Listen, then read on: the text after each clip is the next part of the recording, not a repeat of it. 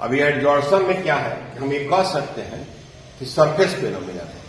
Surface का मतलब मान लीजिए कि यह एक सॉलिड है, कहते हैं क्या चीज, बल्क पार्ट, और इस सॉलिड का जो सरफेस है तो इसको कहते हैं surface part.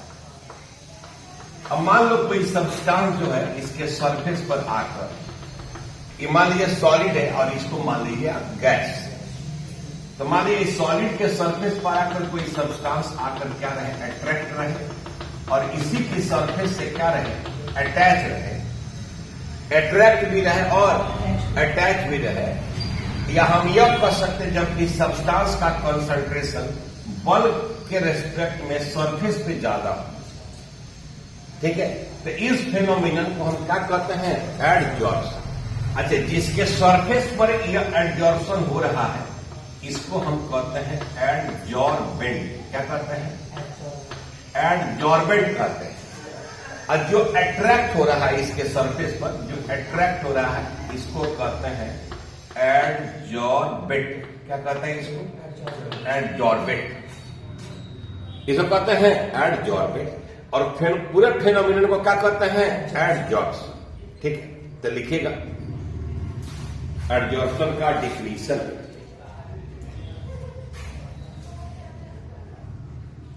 The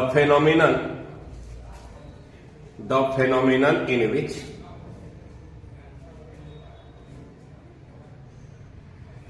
the substance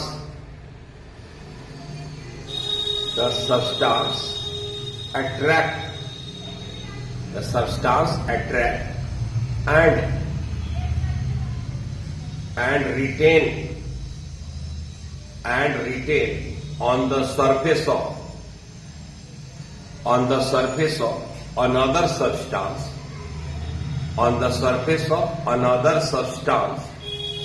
is called adsorption. It's called adsorption. ठीक है, एडजॉर्प्शन। इस फोटो को बना लीजिए। अब देखो ये जो एडजॉर्बेंट है, एडजॉर्बेंट यह सॉलिड भी हो सकता है और यह लिक्विड भी हो सकता है। ठीक है, एडजॉर्बेंट हमारा गैस हो सकता है। क्या हो सकता है, गैस, या कोई सॉल्यूट हो सकता है, या कोई सॉल्यूट पार्टिकल हो सकता है। ठीक है, तो यह एडजॉर्बेंट हमारा आइदर गैस हो सकता है या सॉलिड, और यहां पर एडजॉर्बेंट के रूप में या तो सॉलिड काम करेगा या लिक्विड, गैस नहीं काम करेगा। ठीक है, तो ये हमारा है एडजॉर्प्शन। ठीक है, तो बहुत आसान से phenomenon, what do mean by adsorption. ठीक है, अब एक और टर्म आता है जिसको हम लोग कहते हैं एब्जॉर्प्शन। एब्जॉर्प्शन, अब देखिए टर्म में क्या डिफरेंस है, यहां डी है, यहां बी है। अब एब्जॉर्प्शन में क्या होता है कि जब कोई सब्सटेंस किसी दूसरे सब्सटेंस के उसके अंदर वाले भाग में यूनिफॉर्मली चारों ओर क्या हो जाए, डिस्ट्रीब्यूट हो जाए, यानी बल्क पार्ट का, इस सरफेस पे नहीं होगा। जैसे फोम को पानी में रख दो, पूरा फोम के अंदर पानी क्या हो जाता है, घुस जाता है। उस फिनोमिनन को हम लोग क्या कहते हैं, एब्जॉर्प्शन। ठीक है, तो जो एब्जॉर्प्शन एक फिनोमिनन है जिसमें ये बल्क फिनोमिनन है, ये सरफेस फिनोमिनन है, और ये क्या है, बल्क। ठीक है, तो अब लिखोगे तुम लोग एब्जॉर्प्शन के विषय में, phenomenon in which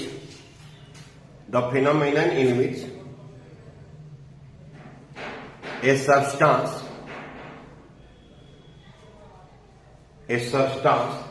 uniformly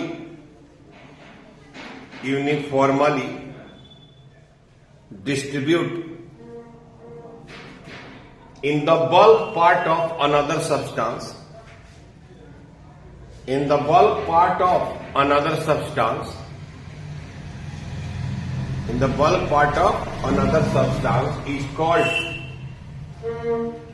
is called absorption. It's called absorption. Is called absorption.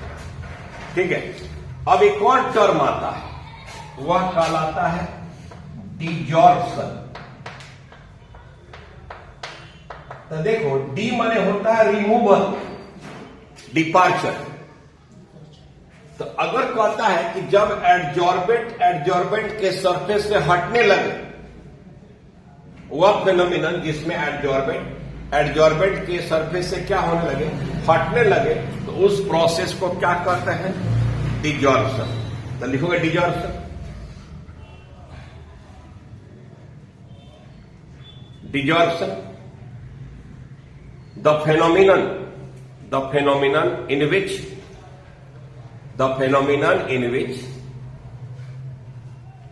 adsorbate particles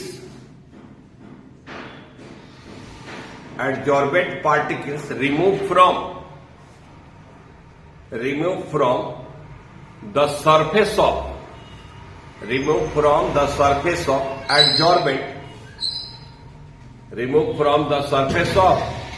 adsorbent is called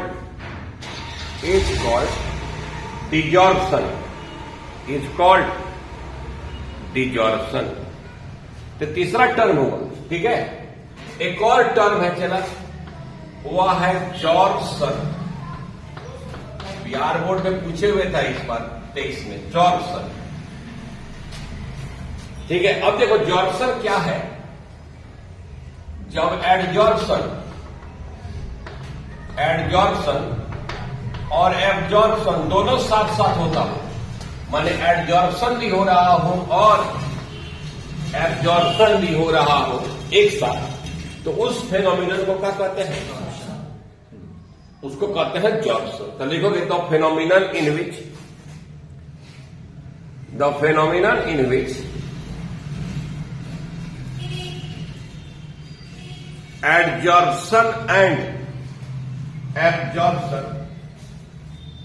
adsorption and absorption both takes place simultaneously is called absorption। अब यहां पर जो आप देख रहे हैं, आपके पास कितना टर्म हुआ नया, एक हो गया एडजॉर्प्शन। अच्छा, इसके अलावा यहां भी एक टर्म है एडजॉर्बेंट, और यह है एडजॉर्बेंट, और ये टर्म है एब्जॉर्प्शन। दूसरा टर्म है डिजॉर्प्शन। ठीक है, फिर एक टर्म है जॉर्प्शन।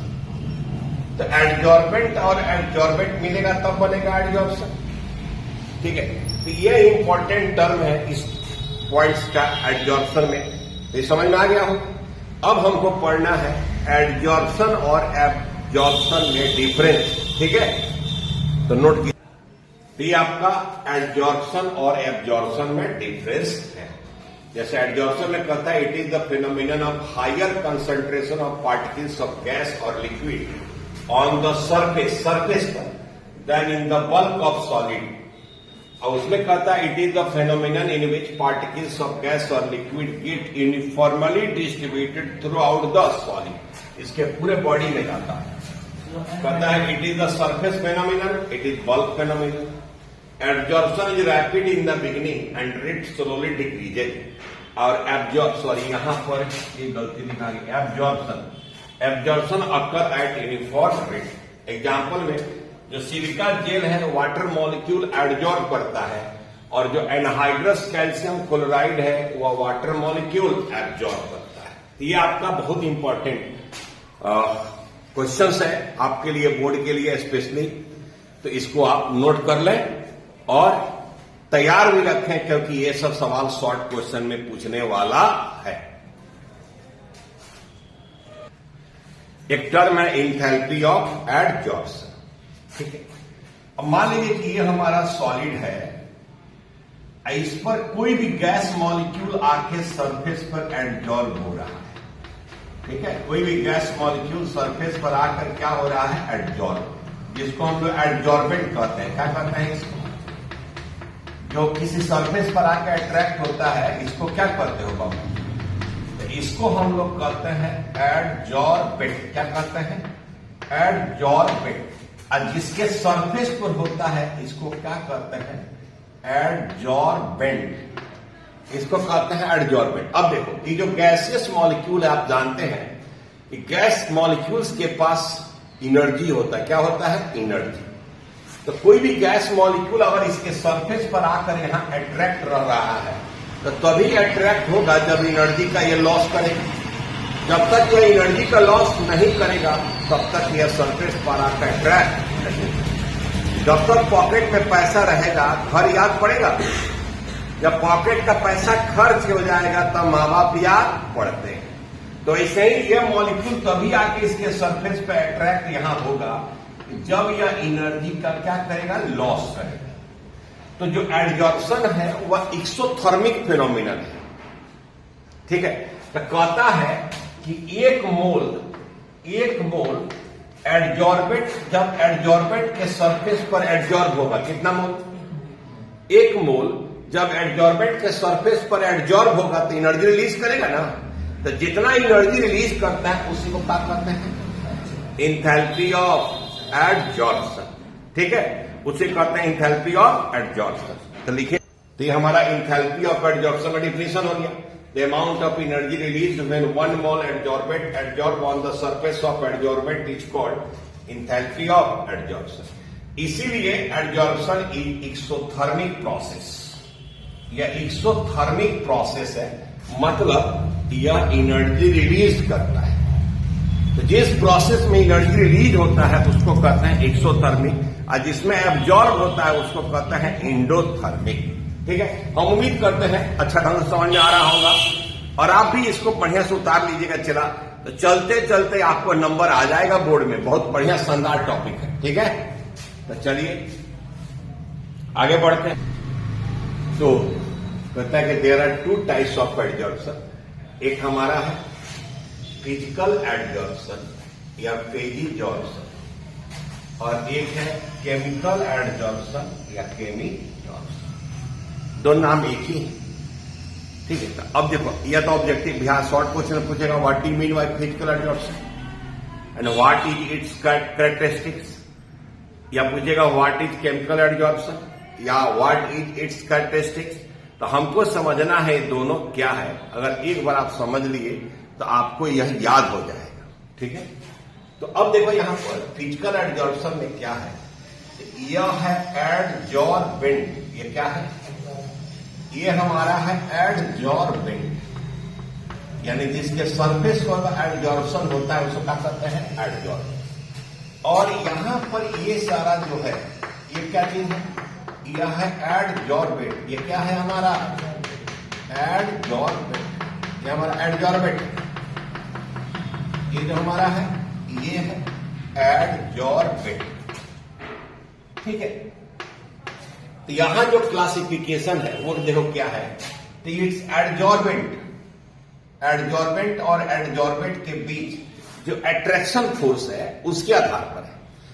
अगर फिजिकल अट्रैक्शन फोर्स है एडजॉर्बेंट और एडजॉर्बेंट के बीच, अगर फिजिकल अट्रैक्शन फोर्स है तो उसको कहते हैं फिजिकल एडजॉर्प्शन। तो फिजिकल क्या होता है? तो भंडरवाल, वीक भंडरवाल फोर्स अगर है तो उसको हम लोग कहते हैं फिजिकल एडजॉर्प्शन। अगर इसके बीच केमिकल बॉन्ड है, क्या है? केमिकल बॉन्ड है, तो उसको क्या कहेंगे?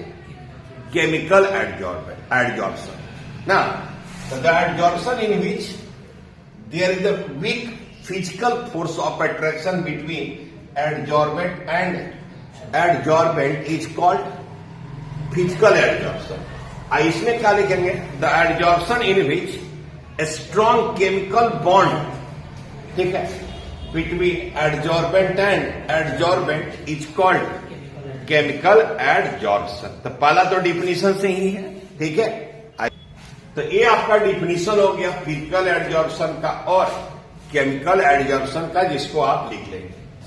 दूसरा जो पॉइंट है, दूसरा पॉइंट आप ध्यान देना तब समझ में आएगा। चला, जैसे ये एडजॉर्बेंट है और इसके ऊपर यह है एडजॉर्बेंट, तो यहां पर एडजॉर्बेंट और एडजॉर्बेंट के बीच वीक फोर्स है। कैसा फोर्स है? वीक। वीक फोर्स है, इसका मतलब क्या है कि जो ये एडजॉर्बेंट है ये पूरा का पूरा एनर्जी रिलीज नहीं किया है। मतलब यह उसी तरह किसी बच्चे के समान है, जैसे कोई बच्चा घर से गया गांव, फादर से पैसा मांगने, ठीक है, तो फादर के पास पैसा मांगने गया लेकिन उसके पॉकेट में 100, 150, 200 रुपया है। तो जैसे दरवाजा पर पहुंचा तो बाबूजी उसके नाराज हो गए, कहने लगे पैसा तुम पिछली बार पैसा लेकर गया था, पूरे 1 महीने का पीछे में खर्चा हो गया, ये आवारा हो गया है, फिराड़ी हो गया है, नालायक हो गया है, पैसा हमारा क्या करेगा? डुबा देगा। अब लड़का ताव में आ जा रहा है, खिसिया जा रहा है। ठीक बात, ऐसी मत बोलिए, हम जा रहे हैं, हम आपसे पैसा मांग रहे, नहीं आएंगे। क्यों? क्योंकि पॉकेटवा में 200 रुपया है।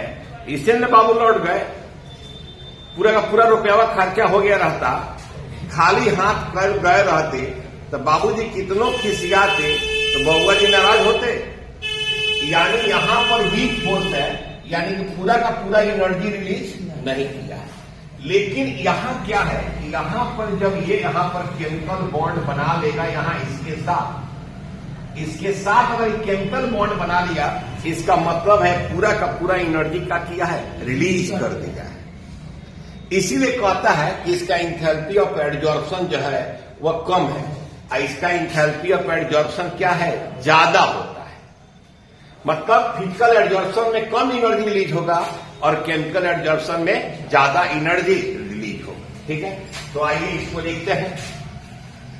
तो इसमें है it has low enthalpy of adsorption, यानी इसमें कम एनर्जी रिलीज होता है। कितना रिलीज होता है? देखो यह याद रखो, कभी कभी बिहार बोर्ड में ये भी सवाल पूछ देता है, स्टेट बोर्ड में। इसका लगभग 20 से 40 किलो जूल पर मोल देता है, और यहां पर हाई है और ये देता है कितना? 80 से 240 किलो जूल पर मोल। यानी केमिकल एडजॉर्प्शन का वैल्यू जो होता है 80 से 240। कभी कभी बोर्ड यहां से भी ऑब्जेक्टिव क्या करता है? बना देता है। ठीक, अब एक चीज देखो यहां पर समझना, जैसे कि मान लो यह एडजॉर्बेंट है और कोई मॉलिक्यूल यहां जो है यहां पर इसके साथ यहां जो अट्रैक्शन फोर्स है ये क्या है? कमजोर है। और कोई दूसरा मॉलिक्यूल जो आया इससे टकराया, तो जब टकराएगा तो इसका एनर्जी क्या हो जाएगा? बढ़ जाएगा, तब तो ये निकल जाएगा ना। जब इसके बीच में, इसके और इसके बीच में वीक फोर्स है, तो जैसे कोई पार्टिकल आकर इसे टकराएगा तो यहां से क्या हो जाएगा? यह निकल जाएगा और यहां क्या हो जाएगा? लग जाएगा, यानी आना और ठीक है। लेकिन इसमें क्या है कि इसमें अगर यह मॉलिक्यूल आकर एक बार यहां पर स्ट्रॉन्ग बॉन्ड बना लिया, तब यहां से यह नहीं हटेगा, यहां से यह हटेगा नहीं। इसीलिए कहता है कि जो केमिकल एडजॉर्प्शन है यह इरिवर्सेबल है, माने एक डायरेक्शन में होगा, और यह क्या है? रिवर्सेबल है, माने आएगा भी, अट्रैक्ट भी होगा और जाएगा भी। ठीक है, तो it is reversible in nature, और यह होता है it is irreversible in nature. आइए लिखते हैं। चला एक और शानदार चीज, जैसे कि मान लो यह एडजॉर्बेंट है और यहां पर ये जो मॉलिक्यूल इसके साथ अट्रैक्ट हो रहा है, तो ये जो अट्रैक्ट हो रहा है कौन सा फोर्स है? Weak force. तो एक तो लेयर यह बन गई। अब इसके बगल भी कोई मॉलिक्यूल आएगा, उसका भी इसके साथ, इस मॉलिक्यूल के साथ अट्रैक्शन हो जाएगा। जो पहिका लेयर के मॉलिक्यूल है जो एडजॉर्बेंट के नजदीक है, उसके साथ इस मॉलिक्यूल का भी अट्रैक्शन हो। मैंने ठीक है, यहां अट्रैक्शन थोड़ा ज्यादा होगा तो थोड़ा यहां अट्रैक्शन कम होगा। फिर इसके बगल में भी तो कोई मॉलिक्यूल यहां आ जाएगा, क्या इस तरह से? तो एक तरह से देखे तो एक लेयर ई हुआ, एक लेयर ई हुआ और एक लेयर ई हुआ, यानी इसमें मल्टी लेयर बनेगा। लेकिन इसमें देखिए, इसमें जो केमिकल एडजॉर्प्शन है, जो सब्सटेंस इसके साथ अट्रैक्ट हो गया, जो इसके साथ केमिकल बॉन्ड बना लिया, जो यहां पर केमिकल बॉन्ड क्या किया? बना लिया, जो यहां पर आपको केमिकल बॉन्ड बना लिया। अब ये लेयर देखिए हो गया, अब यहां पर मॉलिक्यूल तबे ना होगा जब यहां पर केमिकल बॉन्ड बनाएगा, और केमिकल बॉन्ड बनाने की जगह नहीं छोड़ा इसे, तो यहां पर क्या बनेगा, एक layer mono layer, single layer बनेगा। यहां पर क्या बनेगा, मल्टी लेयर।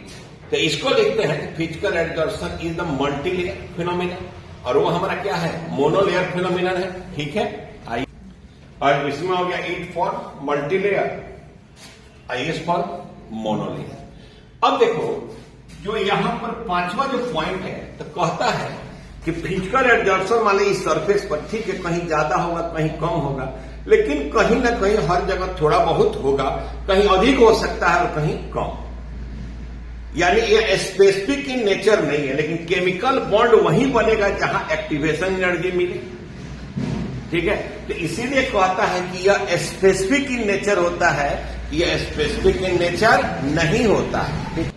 ये जो 5 पॉइंट आप लिखे, it is not specific in nature, और यह क्या है, स्पेसिफिक इन नेचर। तो 5 पॉइंट डिफिनीशन के साथ साथ कैरेक्टरिस्टिक्स भी होगी। तो इसको आप क्या कीजिएगा, वीडियो को यहां पर पॉज करके इसको उतार लीजिएगा, 2-4 पॉइंट्स और है, इसको मिटाते हैं, 2-3 पॉइंट और है, इसको नोट करते हैं। ठीक है, तो हम उम्मीद करते हैं कि यहां वीडियो रोककर जो लोग अगर लाइव इसको देख रहे हैं आप, और ये बहुत ही इंपॉर्टेंट है आपके लिए, तो यहां पर वीडियो को रोककर इसको क्या करेंगे, लिख लेंगे। ठीक है, आइए हम नेक्स्ट पॉइंट इसे मिटाकर दूसरा लिखते हैं। अब यहां 2 इंपॉर्टेंट पॉइंट लिखा गया है कि rate of adsorption generally increases with increase in pressure of adsorbent physical adsorption में, लेकिन rate of adsorption usually decreases with increase in pressure.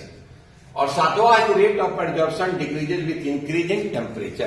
तो जब टेम्परेचर बढ़ाओगे तो जहां पर फिजिकल एडजॉर्प्शन है वहां वीक फोर्स है, तो फोर्स तुरंत टूट जाएगा, इसलिए एडजॉर्प्शन क्या होगा, घटेगा। इसे लिखा गया है rate of adsorption decreases with increase in temperature. अगर टेम्परेचर बढ़ाओगे तो एडजॉर्प्शन कम होगा, लेकिन केमिकल एडजॉर्प्शन में क्या होता है कि rate of adsorption first increases and then decreases with increase in temperature.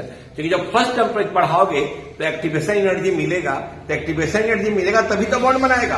तो शुरू में एडजॉर्प्शन बढ़ेगा, लेकिन अगर उससे ज्यादा टेम्परेचर बढ़ाओगे तो वो भी बॉन्ड क्या हो जाएगा, ब्रेक कर जाएगा, यानी एडजॉर्प्शन क्या होगा, घटेगा। तो ये 7 पॉइंट है फिजिकल और केमिकल एडजॉर्प्शन में, और दोनों आपके लिए बहुत इंपॉर्टेंट है। तो हम उम्मीद करते हैं कि इस पूरा पॉइंट्स को आप लिख कर आएंगे एग्जामिनेशन में। ठीक है, तो चलिए इसको नोट कर लीजिए, वीडियो को यहां रोककर। अब देखो यहां पर एक बड़ा इंपॉर्टेंट क्वेश्चन होता है, factors affecting adsorption of gas on solid. मतलब गैस हमारा एडजॉर्बेंट है और सॉलिड हमारा एडजॉर्बेंट है, किन किन बातों पर निर्भर करता है। ये 6 पॉइंट है। तो पहला पॉइंट हमारा है नेचर ऑफ गैस।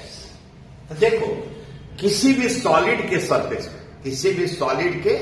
पे कोई गैस कम या ज्यादा एडजॉर्ब होता ही है, कोई कम एडजॉर्ब होगा और कोई ज्यादा। ठीक है, अब कहता है कौन गैस ज्यादा एडजॉर्ब होगा, तो जिस गैस को इजिली लिक्विफाई कर सके, यानी जो गैस इजिली लिक्विड में कन्वर्ट हो जाए, वह गैस का एडजॉर्प्शन क्या होता है, ज्यादा। और जो गैस इजिली लिक्विफाई नहीं होगा उसका एडजॉर्प्शन क्या होगा, गैस। जैसे इजिली लिक्विफाइड में जो हमारा गैस है उसमें आता है आपको carbon dioxide HCl, carbon dioxide HCl, NH3 इत्यादि। ये सारा जो गैस है इजिली लिक्विफाई हो जाता है, यानी लिक्विफिकेशन इसका क्या है, आसान है, तो इसका एडजॉर्प्शन क्या होगा, ज्यादा। लेकिन अगर वहीं जो परमानेंट गैस है H2, O2, N2, इनका लिक्विफिकेशन आसान नहीं है, इसीलिए इसका एडजॉर्प्शन क्या होता है, कम होता है। ठीक है, एक बार बिहार बोर्ड में सवाल पूछे हुए था कि सबसे ज्यादा एडजॉर्प्शन किसका होगा। ठीक है, तो वो डिपेंड करता है टेम्परेचर पर, क्रिटिकल टेम्परेचर पर। क्रिटिकल टेम्परेचर कहते हैं उस टेम्परेचर को जिसके ऊपर गैस पर प्रेशर बढ़ाने के बाद भी वह लिक्विड में कन्वर्ट नहीं होता है, उसको कहते हैं क्रिटिकल टेम्परेचर। या जिसके नीचे प्रेशर बढ़ाने पर गैस आसानी से लिक्विफाई हो जाता है, उसी को कहते हैं क्रिटिकल टेम्परेचर। तो जिसका क्रिटिकल टेम्परेचर जितना ज्यादा होगा उसका लिक्विफिकेशन उतना ही आसान होता है। तो अलग अलग गैस का क्रिटिकल टेम्परेचर अलग अलग होता है, लिक्विफिकेशन भी अलग अलग होता है। तो इसलिए नेचर ऑफ गैस पर डिपेंड करता है किसका एब्जॉर्प्शन कम होगा और किसका एब्जॉर्प्शन ज्यादा होगा। ठीक है, तो ये हमारा एक पहला पॉइंट है। ठीक है, अब है हमारा दूसरा, नेचर ऑफ एडजॉर्बेंट। अब जैसे देखो, नेचर ऑफ एडजॉर्बेंट माने जो एडजॉर्बेंट है, जैसे एक्टिवेटेड चारकोल ले लें तो वह जो है पॉइजनस गैस को ज्यादा एडजॉर्ब कर लेता है। और वहीं जैसे ट्रांजिशन मेटल में निकल प्लेटिनम ले लें तो हाइड्रोजन ऑक्सीजन को एडजॉर्ब करता है। तो अलग अलग नेचर का रहेगा तो अलग अलग करेगा। और यह है स्पेसिफिक एरिया ऑफ एडजॉर्बेंट। इसको आप कह सकते हो सरफेस एरिया, यानी जिसका सरफेस एरिया जितना ज्यादा होगा उसका एडजॉर्प्शन उतना ही ज्यादा हो। यानी पाउडर फॉर्म में अगर कोई एडजॉर्बेंट है तो वह गैस को ज्यादा एडजॉर्ब करेगा। ठीक है, इफेक्ट ऑफ टेम्परेचर में देखिए लिए हो कि फिजिकल एडजॉर्प्शन में घटता है, लेकिन केमिकल में पहले बढ़ता है और बाद में घटता है। इफेक्ट ऑफ प्रेशर, तो फिजिकल एडजॉर्प्शन बढ़ता है लेकिन केमिकल एडजॉर्प्शन घटता है। एक्टिवेशन ऑफ एडजॉर्बेंट, अगर एडजॉर्बेंट को एक्टिवेट कर देंगे तब हमारा क्या होगा, एडजॉर्प्शन क्या होगा, ज्यादा होगा। ये फैक्टर ऑफ एडजॉर्प्शन है। अब यहां पर हमको दो चीज पढ़ना है, एडजॉर्प्शन आइसोथर्म और एडजॉर्प्शन आइसोबार। ठीक है, आइए देखते हैं। तो ये हम लोग का कह रहा है आइसोथर्म माने जब टेम्परेचर कांस्टेंट रहे। ठीक है, तो जब टेम्परेचर कांस्टेंट रहे तो उसी समय कहता है relation between extent of adsorption and pressure at constant temperature is called adsorption isotherm. एकदम स्टेट बोर्ड में डायरेक्ट पूछता है what do you mean by adsorption isotherm. ठीक है, अब मान लो चला कि ये हमारा एडजॉर्बेंट है, ये हमारा है एडजॉर्बेंट। ठीक है, और इसके ऊपर ये हमारा क्या है, ये हमारा है एडजॉर्बेंट, ये हमारा है एडजॉर्बेंट, ये हमारा है क्या, एडजॉर्बेंट। ठीक है, एडजॉर्बेंट अगर हम कह रहे हैं कि एडजॉर्प्शन ज्यादा हो रहा है, यानी उसमें यह अमाउंट तो फिक्स है, एडजॉर्बेंट का तो मास फिक्स होगा, मास किसका बदलेगा, तो एडजॉर्बेंट का मास बदलेगा, यानी या तो कम एडजॉर्ब होगा या ज्यादा, यानी मास वेरिएबल किसका है, एडजॉर्बेंट। अगर मान लीजिए कि एडजॉर्बेंट का मास है m और एडजॉर्बेंट का मास है x। ठीक है, तो अगर हमको ये बताना, ये मास तो फिक्स है, यानी m मास x को एडजॉर्ब कर रहा है तो unit mass x by m से। तो यानी हमको जब कहना होता है extent of adsorption, extent of adsorption, तो उसको लिखते हैं x by m। x by m मतलब ये मास फिक्स है। अगर x बाई m का वैल्यू ज्यादा है तो m तो फिक्स है, वैल्यू किसका कर रहा है, x का। अगर हम कह रहे हैं एडजॉर्प्शन ज्यादा है, इसका मतलब है x बाई m का वैल्यू ज्यादा है, क्योंकि x ज्यादा होगा। अगर हम कह रहे हैं कि एडजॉर्प्शन कम है, यानी x बाई m का वैल्यू, ये तो हमारा कांस्टेंट रहेगा। तो हमेशा जब भी एक्सटेंट ऑफ एडजॉर्प्शन को हम रिप्रेजेंट करते हैं, किससे करते हैं, x बाई m से। ठीक है, x बाई m से। अब मान लीजिए कि आपको क्या किया गया, आपको क्या किया गया, एक ग्राफ दिया गया और यहां ग्राफ पे क्या है, टेम्परेचर क्या है, कांस्टेंट, और यहां पर आपको ले लिया गया प्रेशर और यहां पर ले लिया गया x बाई m। अब देखिए इस एक्सिस से इधर जाएंगे तो एडजॉर्प्शन क्या हो रहा है, बढ़ रहा है, और नीचे आएंगे तो एडजॉर्प्शन क्या हो रहा है, घट। अगर किसी गैस का एडजॉर्प्शन यहां है यानी वैल्यू कम है, अगर किसी का एडजॉर्प्शन यहां है तो वैल्यू ज्यादा है, यानी उसका एडजॉर्प्शन क्या है, ज्यादा। अगर हमको क्या किया गया, ऐसे ग्राफ बनाते हैं, एक टेम्परेचर ये T1 है और एक ऐसे ही ग्राफ बना दिया गया, एक टेम्परेचर T2 है, अगर ये ग्राफ बना दिया, ये टेम्परेचर T3 है।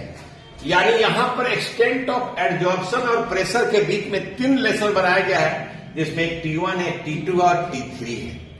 और हमसे पूछ रहा है कौन सा टेम्परेचर ज्यादा है। तो हम जानते हैं कि टेम्परेचर बढ़ाने से एडजॉर्प्शन क्या होता है, घटता है। टेम्परेचर बढ़ाने से एडजॉर्प्शन घटता है और टेम्परेचर अगर कम करेंगे तो एडजॉर्प्शन बढ़ेगा। तो आपको देखना है कि T1, T2, T3 कहां पर एडजॉर्प्शन ज्यादा हो रहा है। तो T1 पर एडजॉर्प्शन यहां है, T2 पर एडजॉर्प्शन यहां है, T3 पर एडजॉर्प्शन यहां है।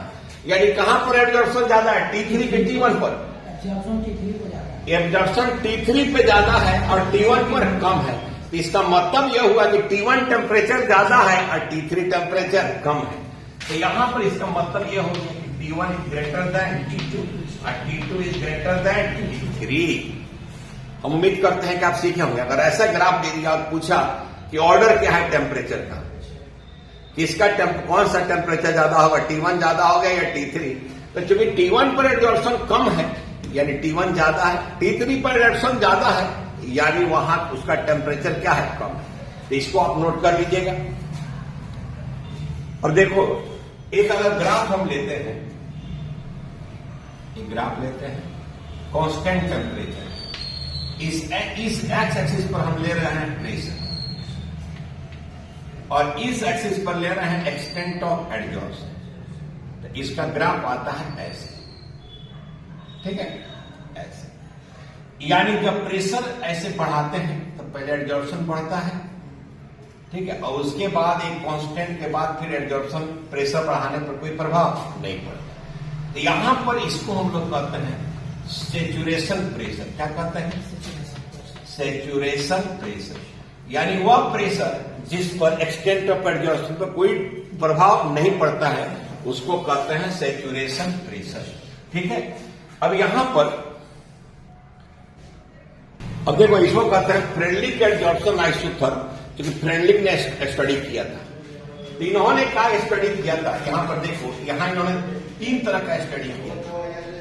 अब यहां से यहां तक लो प्रेशर और इसके बाद यहां से हाई प्रेशर और यहां से यहां तक बीच में इंटरमीडिएट प्रेशर। इन्होंने 3 तरह का ऑब्जर्वेशन किया कि एट लो प्रेशर, तो लो प्रेशर पे देखो क्या हो रहा है।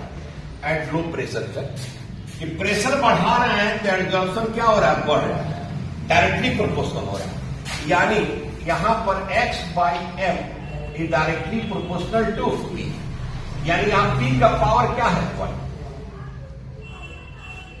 या तुम कहोगे तो x/m बराबर k, p का पावर यहां पर क्या होगा, 1। अच्छा, अब दूसरा जो हमारा है वह है एट हाई प्रेशर। अगर हाई प्रेशर है तो आप देख रहे हैं कि हाई प्रेशर पर प्रेशर बढ़ा रहे हैं तो एक्सटेंट ऑफ एडजॉर्प्शन पर कोई डिफेक्ट नहीं पड़ रहा है। यानी यहां पर x/m जो है डायरेक्टली प्रोपोर्शनल है, p का पावर है 0। यानी यहां पर आपका p का पावर क्या है, यानी यहां पर प्रेशर बढ़ाने से कोई प्रभाव नहीं पड़ रहा है और यहां पर एक्सटेंट ऑफ एडजॉर्प्शन बढ़ रहा है। यानी जो यहां से यहां तक इंटरमीडिएट है वहां पर जो p का पावर होगा 1 और 0 के बीच का होगा।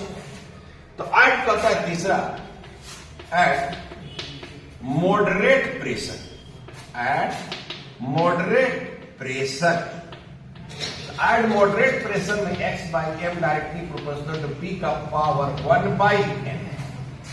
जो n है वो हमारा होल नंबर है और 1/n का जो वैल्यू है 1 से कम होगा, 0 से ज्यादा और 1 से कम, मतलब फ्रैक्शन में होगा जब भी। और जहां n हमारा क्या है, होल नंबर है, 1 2 3 4 5। तो जब भी कुछ भाग देंगे तो पॉइंटे में तो आएगा, नहीं आएगा। या इसको लिखते हैं x/m बराबर k p का पावर n। इसी इक्वेशन को हम लोग कहते हैं फ्रेंडली एडजॉर्प्शन आइसोथर्म का इक्वेशन। अब यहां देखो, अगर इस इक्वेशन में दोनों तरफ हम लॉग ले लें तो लॉग x/m बराबर log k plus 1/n log p लिख सकते हैं, क्योंकि इसका लॉग p करेंगे तो 1 बाई पावर है लिख सकते हैं। या इसको हम लिखें तो log x बाई m बराबर 1 by n log p plus log की स्ट्रेट लाइन इक्वेशन है तो y बराबर m x plus x y के बीच ग्राफ खींचेंगे तो इंटरसेप्ट का वैल्यू m होगा और c हमारा क्या हो जाएगा, सॉरी ये हो जाएगा स्लोप हो जाएगा m का वैल्यू और c हमारा होगा इंटरसेप्ट। तो अगर यहां पर हम ले लिए log p और यहां ले लिए log x बाई m तो यहां पर जो ये स्लोप होगा, स्लोप इसका वैल्यू होगा 1 बाई m और यहां जो इंटरसेप्ट होगा वह वैल्यू होगा log k। तो कभी कभी ये पूछता है कि अगर फ्रेंडली एडजॉर्प्शन आइसोथर्म में log x बाई m और log p के बीच का ग्राफ खींचेंगे तो उसका स्लोप कितना होगा 1 बाई n और इंटरसेप्ट कितना होगा log k। तो ये एडजॉर्प्शन आइसोथर्म से ये इंपॉर्टेंट चीज है जो आप नोट कर लीजिए, इससे आपका ऑब्जेक्टिव भी बन जाएगा। ठीक है, नोट कर लीजिए। तो ये हमारा एडजॉर्प्शन आइसोबारिक प्रोसेस कहते हैं जहां प्रेशर कांस्टेंट, यहां पर कहता है एक्सटेंट ऑफ एडजॉर्प्शन और टेम्परेचर के बीच रिलेशन होगा जो कांस्टेंट प्रेशर पर, उसको कहेंगे एडजॉर्प्शन आइसोबारिक। ठीक है, इसमें क्या है कि दो तरह का जो एडजॉर्प्शन है, यहां पर हम ले लिए टेम्परेचर और यहां पर ले लिए एक्सटेंट बाई एडजॉर्प्शन। तो अगर टेम्परेचर बढ़ाने से एडजॉर्प्शन घट रहा है तो ये हमारा होगा फिजिकल एडजॉर्प्शन। ये हमारा क्या होगा, फिजिकल एडजॉर्प्शन, क्योंकि वीक फोर्स होता है। टेम्परेचर बढ़ाओगे तो बॉन्ड ब्रेक हो जाएगा तुरंत।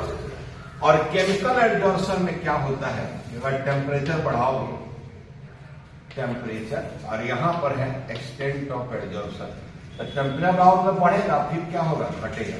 तो इसको कहते हैं केमिकल एडजॉर्प्शन।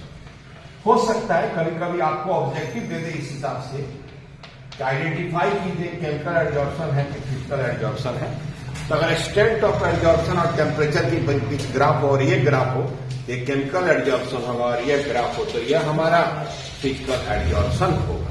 तो एडजॉर्प्शन से आपको यही सवाल पूछेगा, एडजॉर्प्शन, ठीक है, एब्जॉर्प्शन में डिफरेंस, डिजॉर्प्शन, जॉर्प्शन, ठीक है, physical adsorption, chemical adsorption, enthalpy of adsorption, enthalpy of adsorption isotherm और एडजॉर्प्शन आइसोबार। अगर इस वीडियो को आप मन से ढंग से देख लेते हैं और पूरा नोट्स कर लेते हैं एग्जामिनेशन पॉइंट ऑफ व्यू से, तो आपका तैयारी एडजॉर्प्शन से हो जाएगा। यानी सरफेस केमिस्ट्री का ये फर्स्ट वीडियो है जो एडजॉर्प्शन से रिलेटेड है। ठीक है, 2 क्लास और 3 क्लास और होगा, एक कैटालिसिस का, एक कोलाइड का, और कोलाइड का ही हो जाए 2 क्लास में आपका सरफेस केमिस्ट्री कंप्लीट हो जाएगा, जिससे आप बोर्ड का एक भी सवाल नहीं छूटेगा। अगर मेरे चैनल पर फर्स्ट टाइम आए हैं तो आप सभी नए छात्रों का स्वागत है और सब्सक्राइब करना ना भूलें अगर ये वीडियो आपको अच्छा लगा हो तो, और शेयर भी करें ताकि आपके तमाम दोस्तों को ये जो चैप्टर है बहुत आसान हो जाए, क्योंकि वो मान के चल रहे थे कि इसका क्वेश्चन हम छोड़ देंगे। लेकिन एक बार अगर आप वीडियो आप देख लेते हैं और इसको नोट डाउन कर लेते हैं, नोट्स बना लेते हैं और नोट्स को 1-2 बार पढ़ लेते हैं तो इसका क्वेश्चन आप लिख सकते हैं। चलिए मिलते हैं इस सरफेस केमिस्ट्री के जो नेक्स्ट टॉपिक से, उसमें कैटालिसिस में मिलेंगे हम आपसे। ठीक है।